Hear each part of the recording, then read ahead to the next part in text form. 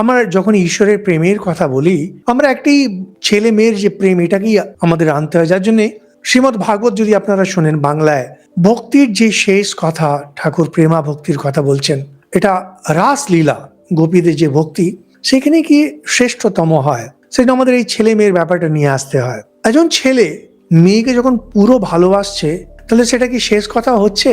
শেষ কথা হয় না। যত বড় প্রেম কাহিনী হোক, যত বড় প্রেম কাহিনী হোক, ওখানে শেষ হয় না। যাকে ভালোবাসে তার জন্য একটা বাড়ি করতে হবে, যাকে ভালোবাসে তার জন্য গাড়ি করতে হবে, যাকে ভালোবাসে তার জন্য শাড়ি কিনতে হবে, গাড়ি বাড়ি শাড়ি, বা বড় লোক যদি হন একটা তাজমহল দাঁড় করাতে হবে। শেষ নেই। ভগবানের জন্য আপনাকে আর কিচ্ছু করতে হচ্ছে না। ভগবানের জন্য একটাই জিনিস, আরো আরো আরো ঢুকে যাচ্ছেন। এগুলো কি হয়? নারদ ভক্তি সূত্র আমাদের আছে, টক্স, বলছেন সাতু আসমিন পরম প্রেম রূপা। পরম প্রেম, পরম প্রেমের নিচে কিছু নেই। পরম প্রেম কেন? অন্য আর কোনো কিছু থাকবে না।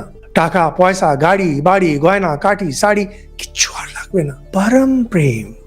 যার জন্য অন্য যত প্রেম হয়, পরম প্রেম হয় না, পরম থেকে একটু নিচে হয়। এগুলো কি হয়? আমাদের শ্রোতাগণ, আপনাদের জ্ঞান বুদ্ধি আছে, শাস্ত্র পড়েছেন, আরো এদিক সেদিক শোনেন, এগুলো একটু ধারণা করা দরকার।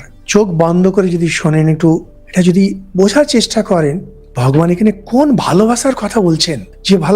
যে ভালোবাসা হচ্ছে পরম প্রেম, যেখানে আর কিচ্ছু নেই, আর কিছু লাগবে না, উভয়েরই আর কিছু লাগবে না।